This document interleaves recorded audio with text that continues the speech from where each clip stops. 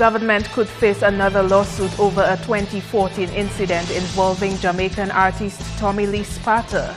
Taxi drivers question new regulation to be implemented later this month, which threaten to restrict access to the airport, and a silent protest calling for justice for a vagrant who is nursing severe burns after he was attacked with boiling water. I'm Donatan Baptist with the Channel 5 News. Details after this.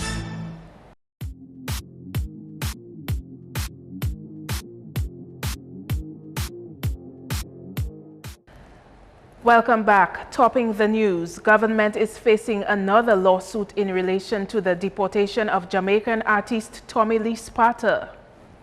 Cabral Douglas, who in 2014 organized a concert to feature Tommy Lee Sparta, said he is preparing to sue government for the illegal arrest, detention and deportation of the 28-year-old dancehall artist. Well, I think the issue is not only a treaty matter under the revised Treaty of Chaguaramas, but it's also a constitutional matter. The Dominica Constitution provides protection against illegal detention, also due process. Douglas says he has appointed a Trinidad-based senior counsel to take the matter to the Caribbean Court of Justice. He considers the action to deny Tommy Lee Sparta entry into the country a move against regional integration. On the treaty level, the CSME provides for free movement without harassment. That point was made abundantly clear with the decision of Shanique Murray versus the State of Barbados 2013. So I think that on a CARICOM level, particularly in light of the discussions that are taking place resulting from the Brexit, different countries reevaluating the concept of regional integration, that Dominica cannot be a hypocrite by suggesting on the one hand that we are for regional integration and to uphold CARICOM and the various provisions outlined within the revised treaty, but on the other hand, we feel that we can arbitrarily arrest innocent nationals and deny them due process and deny them the opportunity to earn a living. The performer, whose real name is Leroy Russell, entered the country on a private jet for the February 2014 concert along with his entourage, but they were arrested on the landing strip of the Douglas Charles Airport. After being held in custody at the Marigot police station, they were deported the next day. A legal team on Russell's behalf later filed a lawsuit threatening to take the matter to the Trinidad-based Caribbean Court of Justice. As of May 2016, they were awaiting a response from Jamaica's Attorney General, who is acting on their behalf. Attorney General Levi Peter told the media last April that they were hoping for an out-of-court settlement since there was communication between his office and the Jamaica Attorney General's chambers. The justification to deport the Jamaican artist was that he was a threat to national security. This followed a public protest by members of the Dominica Evangelical Association. In other top stories, the Dominica Taxi Association and the Combined Taxi Incorporated are attempting to seek clarity from the Port Authority on an airport regulation to take effect July 20. An order by the Chief Executive Officer of the Dominica Air and Seaport Authority last week has sparked public outrage. The notice reads that, I quote, "The public is hereby notified that in keeping with the airport regulations, no driver of a public service vehicle shall ply for hire from the airport unless he or she is a holder of a permit granted by the airport manager. No person shall operate any taxi, omnibus, or other vehicle for the purpose of carrying passengers within the airport otherwise than in accordance with the order or directions of the airport manager." Close quote. What that means is that public service vehicles, passenger vehicles, or hired vehicles will be denied entry to the airport unless the driver has the required airport permit. The notice by the Air and Seaport Authority boss is asking taxi drivers without the airport permit to desist from carrying passengers for hire to and from the airport. Violators risk facing prosecution in keeping with the airport regulations. President of the Combined Taxi Incorporated, Philip Jenagis, says if this means that all drivers of hired vehicles cannot enter the airport premises, this is a reason to worry. What obtains currently, you need to have a license to operate at the airport. So there's a fleet of taxis that are at the airport, licensed to operate at the airport. They operate on a turn system. But for persons who doesn't have that license, they have the right to pick up as we speak now. So as it obtained now, anyone can drive in and drive out of the airport. So there's a correspondence now as we speak that states that the laws need to be upheld. And effective the 20-something of this month, the rules will be applied. But so that matter, as I speak, is still being discussed with the authorities so we can able to see what the letter means. Gis says he does not have the required permit. However, he says the airport regulation is nothing new. It has always been an offense to do any mini level of trade at the airport for any individual. So it means I cannot take a cart of groceries and drive into Whitchurches and do business at Whitchurches, which have a supermarket, which is entitled to sell their contents at the supermarket. And anybody bringing contents in Whitchurches to sell, it will be having an offense. It means, therefore, if you are not licensed to enter the airport, to my understanding, it means you have an H. You will still be able to enter the airport, but you will not be able, if you are found to trade, it means you'll be committing, you will be taken to task for that purpose. That's my understanding of the letter, but I would like to speak to Mr. Badwell. He's out of state, and as soon as he comes back, I will engage him. Channel 5 News tried reaching Benoit Badwell, the Chief Executive Officer of the Air and Seaport Authority, but we were told he is out of state for a week. Gis says he will try to meet with Badwell upon his return.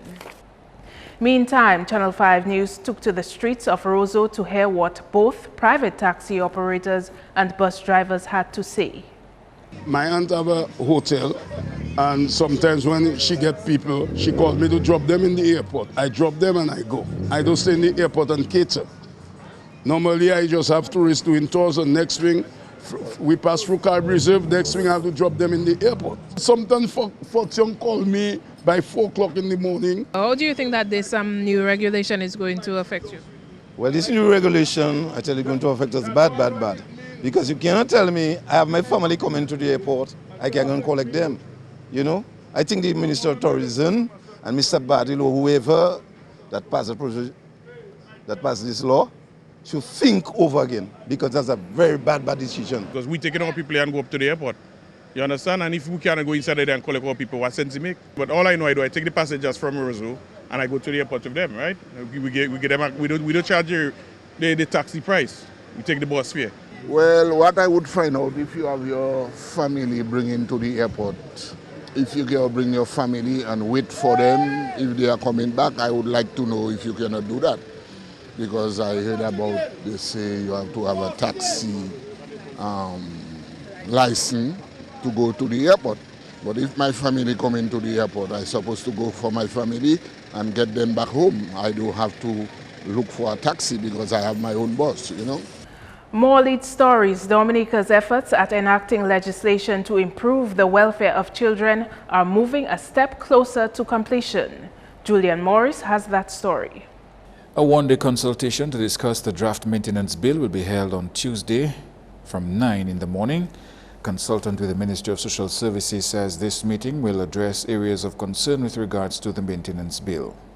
The present Maintenance Act indicates that parents of a child are entitled to maintain that child up to 15 years. Although yes, it sets a cut-off age at 15, but it goes on to say that an obligation rests until the child ceases secondary or further education. Another very interesting part of the bill is in relation to a child at 14 years, it is proposed, could go to court to seek a maintenance order. It also says other persons could go on behalf of the child. So the child 14 years and above, can go on his or her own behalf. And that is only a proposal. Through consultations on the OECS draft Family Model Bill, previous discussion had been held on the Child Justice Bill, Children Care and Adoption Bill, Status of Children Bill, the Family Court Bill, and the Domestic Violence Bill. Dominica is currently at the stage where the bills are being discussed or looked at with the expectation that Cabinet would approve them for Parliament. Another interesting area of the bill is that a person who has taken a child as a child of the family would have the obligation to maintain the child. It also widens the options that are available to the court. As a matter of fact, right now, our present Maintenance Act specifies a maximum of $75 a week. No ceiling is set in the bill. It would depend on the magistrate. It also makes a proposal for mediation. Right now, under the present Maintenance Act, there is no clause related to mediation. Tuesday's consultation will see the coming together of policymakers, including parents, magistrates, social workers, and police. A two-man protest took place on Monday at the corner of King George Street and Great George Street against an attack on a vagrant who is being treated for severe burns. The protesters Mike Wallace and Mervyn John Baptist waved placards with the words "Enough is enough" and "Justice for Andy." Wallace, who was the initiator of the activity, told Channel 5 News that it was meant to be a silent protest. We know what has happened to Andy, all of us in Dominica today. It has been almost 4 days since Andy was burnt criminally right here in at this location.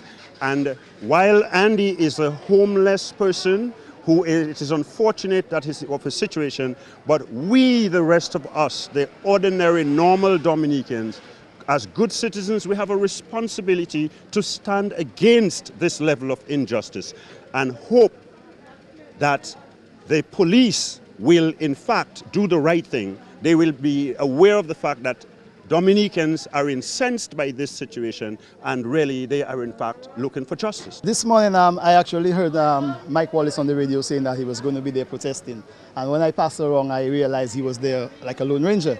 So I decided to join because it is an injustice that was done, and I figured more people should stand. The activity attracted the presence of ununiformed police officers. Mike Wallace has commended the officers for maintaining order when it was necessary. The police have been here doing their work, doing their job, and I will say that I am very happy that with their presence and the way in which they have functioned, because the police has actually come when there was one instance when a guy seemed to feel he wants to get out of hand. The police stepped in immediately and told him he has to keep the peace. Last Friday, Police PRO Inspector Pelham John Baptist reported that police had a suspect in relation to last Thursday's attack on Anderson Carbon. The 32-year-old vagrant is known as Push-Up because he has usually told passers-by he would do push-ups for $1.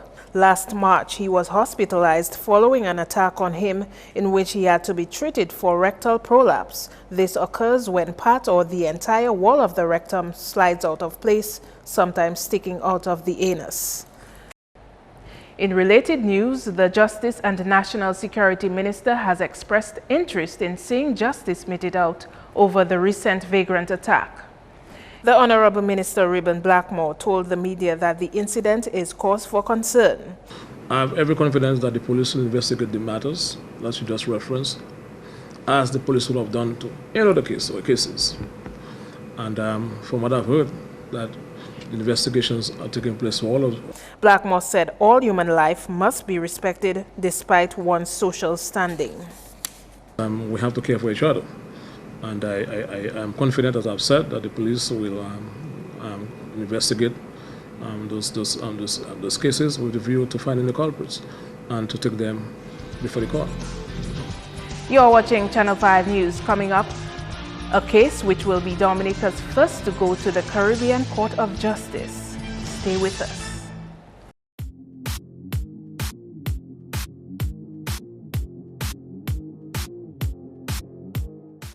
Thanks for staying tuned.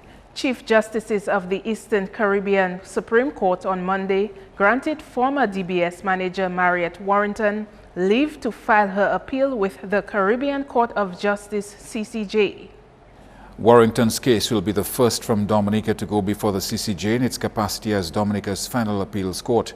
Through an act of parliament, Dominica abandoned the London Privy Council in favor of the CCJ as its final appellate court. As part of the order, Warrington is to lodge with the registrar of the court $10,000 as securities within 90 days from today's date. She has 90 days to furnish the registrar a list of the documents she proposes to include in the record of appeal. Upon compliance with the said conditions, the registrar will issue her a certificate of compliance in conformity with the CCJ rules. Copies of that certificate must then be served on the respondents, and the registrar of the CCJ must also be notified. Meantime, the court denied her request to stay execution of the counterclaim judgment in favor of DBS on the grounds that no appeal was filed on the counterclaim. DBS board has written to Warrington demanding that she pay monies as ordered by the court. Cara Shillingford is representing Warrington in the matter, while Anthony Astafan, senior counsel, represents DBS Radio. On September 15, 2015, the Eastern Caribbean Supreme Court dismissed Warrington's appeal and upheld the decision of the High Court Judge Brian Cottle. Judge Cottle ruled that Warrington's termination was not unlawful, and in a countersuit from DBS, Warrington was ordered to pay the radio station more than 60,000 EC. In another matter, Attorney Henry Shillingford, who was fined earlier this year by Justice Errol Thomas for contempt in the face of the court, has withdrawn his appeal. He told the court that he had filed notices of discontinuance. Shillingford represented himself in the matter, while Singula Blomquist Williams represented Justice Errol Thomas. Member of Parliament for the Roseau Central constituency has challenged the Youth Division to do more for the youth. Andrea Louis has that story. His comments came at the graduation ceremony of the Youth Development Division's Life Skills Training Program on Friday. The Roseau Central Pal Rep Joseph Isaac says the entire country must take on more responsibility for the development of the youth. First of all, I think it is time, and it's timely for us to look at special sports, culture, scholarships from primary and secondary school orchestrated by the Youth Division, where they would have to identify talent in young people. I also think it is time for us to look at our priorities in this country. So when we say the youth is really the future of the country, I'm recommending that we look into the modernization of the several youth centers across Dominica. Isaac also called for a more serious discussion on the legalization of marijuana in Dominica. He says the current consequence of being found with the illegal substance can seriously affect a young person's future. I would like us as a country to look at, and not just talk, to look at the decriminalization of marijuana in Dominica through legislation. I think in this modern day, it is really, really bad for us to, for example, send a young man or woman to jail as a first-time offender because he or her has a spliff in his hand. I think we need to move beyond that. We could even look at a policy that could be written where we could ask the judicial system to consider the suspended sentence of anybody who is found with a small joint or a small spliff in their hand, where the suspended sentence would give a mandatory attachment in a special program of the Youth Division for personal development. The Roseau Central MP also recommended the establishment of a state-of-the-art music and cultural training center to help develop the creative talent of Dominican youth. Andrea Louis, Channel 5 News. The Dominica Solid Waste Management Corporation is stepping up its recycling efforts. This as the DSWMC launched the first ever recyclable truck over the weekend. Sanitary landfill manager at the Fokule landfill says the recyclable truck is a symbol of hope as the corporation vigorously pursues its reduce, reuse, recycle campaign as the landfill has reached its 10-year lifespan. Following Tropical Storm Erica last year, the need for better waste management for recyclable material in Dominica was magnified due to the amount of material entering the country. A heavy influx of bottled water left us with the empty PET plastic bottles. A heavy influx of food and other basic needs from overseas donors and loved ones left us with the empty cardboard boxes. What do we do now? Our landfill has passed its 10-year mark, and we realized that we needed to go full speed ahead with a systematic approach to our reduce, reuse, recycle concept and programs. And since we all produce waste, we should all agree that waste management is everybody's business. Minister for Tourism says this addition to the recycling efforts will help to better promote Dominica as the nature island. We promote Dominica as the nature island of the Caribbean, but we also have to ensure that yes, it is a nature island with the flora and fauna, but we have to also ensure that it is very clean. And this is one of the things that we've been admonished for, that we can do a much better job as it comes to cleaning. They can only do so much. Part of it, a lot of it has to do with us as individuals in terms of the garbage that we have and how we dispose of it. So we too have to do our part as individuals, as persons from Dominica, to ensure that we also begin to separate our garbage to make their job a lot easier. The retrofitted recyclable truck was funded by the Swiss Embassy in the amount of $126,500 EC. Andrea Louis, Channel 5 News. West Coast communities have been earmarked to see immediate benefit from the newest addition to the recycling project of the Dominica Solid Waste Management Corporation. A retrofitted recyclable truck will now join the garbage collection route of the DSWMC.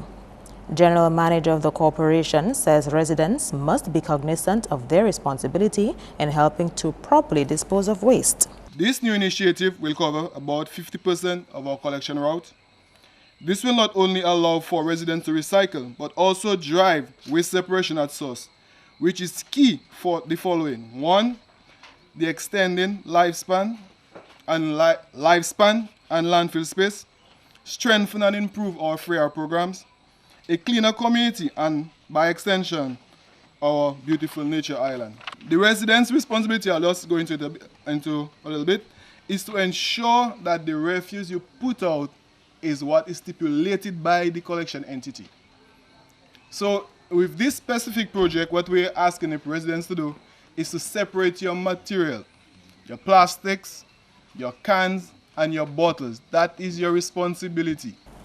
The recyclable truck is compartmentalized to accommodate plastics, tins, and glass bottles and will immediately impact communities on the West Coast before moving to other areas around the country. Mitchell says the truck will help the corporation sustain its reduce, reuse, recycle project. In terms of the reliability, that equipment will ensure, being it brand new, will ensure that project is sustained. All of the valley areas will be included. Scott said, Point Michel, Soufriere, Gallia, Loubier, Castle Comfort, Wallhouse, all of Roger, Kinefield, Benaraven area, Bave Estate, Mont Daniel, Belfast, Jimmy, Bioche, Dublin, Monrachet, Collio, Kulibistri, Salisbury, Miro, all of the schools within the Roseau catchment area. So these are some of the communities that specific project is going to target. So that will definitely bring an impact on the community. We'll be able to see cleaner communities. Parliamentary Secretary in the Ministry of Health views the truck as an ally in the fight against pest-borne illnesses in the country. It is a timely exercise since we have an increase in epidemic over the last years from dengue fever, chikungunya virus, and even at this present time, the Zika virus, which continues to affect our population.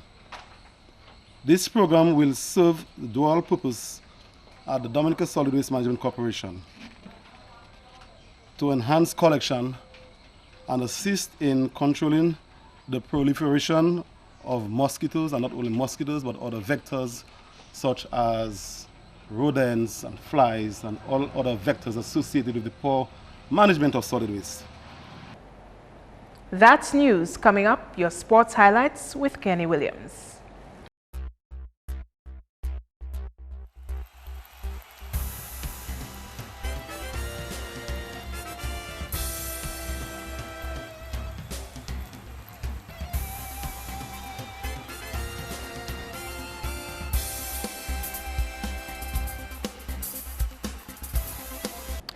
First up, New India Goodwill Runners have successfully defended their title in the DFA Domlec Women's League when they defeated Dive Dominica Harlem United 4-1 in the championship match on Sunday. Brianna Luis found the back of the net twice, while Hannah Samuel and Romelcia Phillip got one each. Elijah Titt scored the lone goal for Dive Dominica Harlem United. Meantime, Bomber Starlights recorded their first victory for the competition by defeating Wood City Strikers 7-1 at Benjamin's Park. Akima Sejan scored twice for Starlights, with one each coming from Crystal Panthier, Star Humphreys, Naya Raymond, and Carleen Paul. Starlights also benefited from an own goal. Vicky Joseph scored for Wood City. In cricket, the Dominica Air and Seaport Authority captured the 2016 Big Edge Gifford 2-set Softball Cricket Development Championship with a convincing 6-wicket win over Cornells on Sunday. Cornells took first knock and were bowled out for 107 in 19 overs. M. Woodman top scored with 33. Thompson Joseph took 5 for 19, while K. Martin picked up 2 for 15 and J. Matthew 2 for 30. Set 108 to win, Dasper equaled that total in 12.5 overs. C. Charles scored 39 and C. Dangleben 29. T. Joseph took 2 for 15. Meantime, captain of Dasper says this achievement means a lot for his team. For the past 3 years, we have been reaching the finals and not getting over the hurdle. And today I really feel really excited. Hats off to the guys and them. They really bowled properly, executed what we planned, restrict them guys below 100. But yeah, it's a really, really good feeling. Meantime, recently drafted Windward Volcanoes player and captain of the Cornell Sports Club, Jonali Robinson, says the loss was disappointing.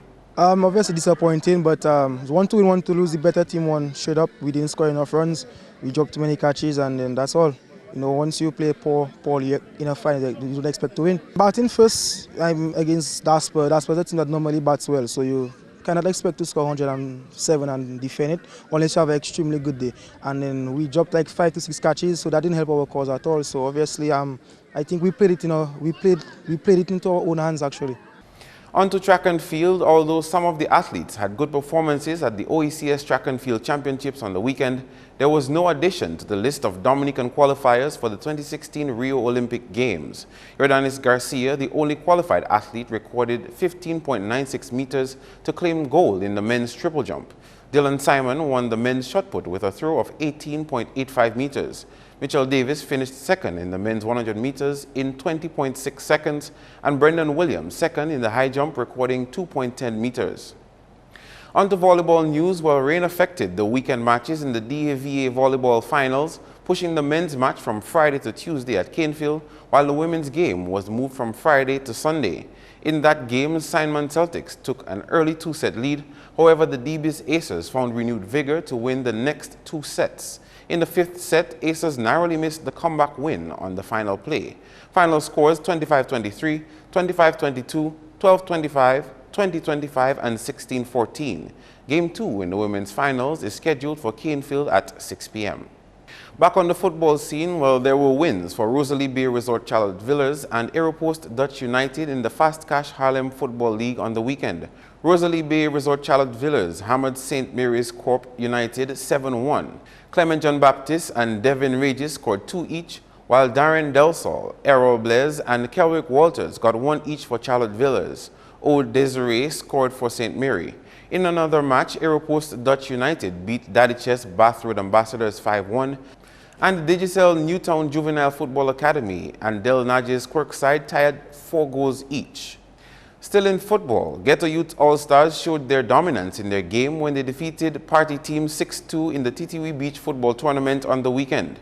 In other matches, Sun Pirates defeated newcomers Signman 2-0 and Arizona Boys beat Lacroix by default. The league continues on the weekend.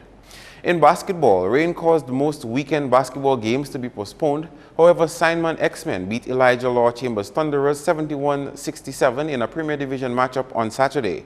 On Sunday, Paybush Snipers beat Interschool 65-61 in a Division 1 at Massac. Meantime, the league continues at Lindo Park on Tuesday with Lady Panthers going head-to-head against Eliminate Styrofoam PSS. Scheduled time is 7 p.m. Finally, Parliamentary Representative for the Roseau North constituency, Danny Luge, says improvements at Lindo Park are underway. His comments come at the opening ceremony of the 2016 Giant Malt National Rounders League on Sunday. Guaranteeing you by this time next year, when you come here, the facility will be much improved. I expect that there will be fencing, there will be lighting so that you can not be in the hot sun. I'm going to encourage the Lindo Park Improvement Committee to push and put pressure on the government to give the necessary approval and help to ensure that this facility is upgraded. Meantime, Posse Rock Stars captured the 2016 Ballarama title when they defeated Dubula Almond Stars in the final match. That's all the sports for now. I am Kenny Williams. Join us again next time.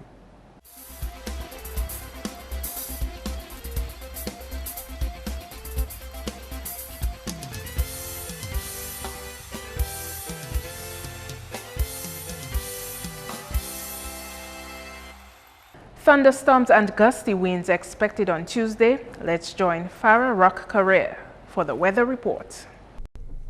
Hello, good evening. Welcome to your weather. I'll be your presenter for this evening, Farah Rock Career. We go straight into some earlier infrared satellite imagery, and what it showed is convection and the cloudiness associated with the tropical wave approaching the region. Earlier visible satellite imagery showed the cloudy skies across Dominica today, and earlier radar imagery of this afternoon indicated scattered shower activity across the Lesser Antilles. Also some shower activity associated with the tropical wave, which I mentioned earlier, to the east of the islands, expected to affect us later this evening into tomorrow. Therefore, the weather tonight will be cloudy to overcast with showers, isolated thunderstorms and gusty winds, and this will persist into tomorrow. Therefore, residents in areas prone to flooding, landslides and fallen rocks, you are advised to exercise caution. Let's take a look now at the marine conditions. Sea conditions tomorrow will be moderate to rough. Small craft operators and seabathers are advised to exercise caution. Waves will peak tomorrow up to 10 feet. The weather for the next 3 days. Tomorrow, Tuesday, cloudy to overcast with showers, isolated thunderstorms and gusty winds. Improvement expected by Wednesday. Partly cloudy to cloudy skies with showers mainly during the morning period, and on Thursday, fair to partly cloudy skies with a few scattered showers. Similar conditions can be expected across the Lesser Antilles tomorrow. Cloudy to overcast skies with showers, isolated thunderstorms and gusty winds. Let's take a look now at the international city forecast. Some cities are warming up. Maximum temperatures of up to 33 degrees Celsius expected for Miami and 34 for Beijing. Thunderstorm activity expected for the city of Caracas, and some cloudy skies can be expected in New York and London. The sun will rise tomorrow at 5:40 a.m. and will set at 6:40 p.m. Please remember, we are in the hurricane season. Feel free to visit our website at weather.gov.dm or call the weather hotline at 447-5555. Join us tomorrow evening for your next weather broadcast. Thank you.